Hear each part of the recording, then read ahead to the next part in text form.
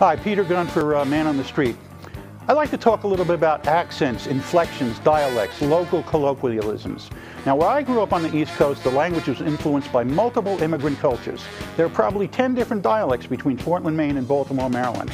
In New York, there might be a guy from Somalia who could pass for Puerto Rican, who resembles an Italian, that looks Jewish, who might be German, who's possibly Irish, and later turns out to be Swedish.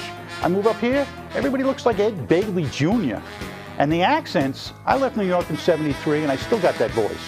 How many New Yorkers does it take to screw in a light bulb? What do I look like? Thomas Edison?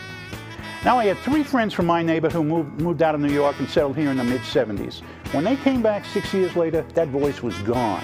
They had that flat Edward R. Murrow monotone radio voice. And yeah, they took some heat. But I'm thinking, what would happen if the reverse occurred?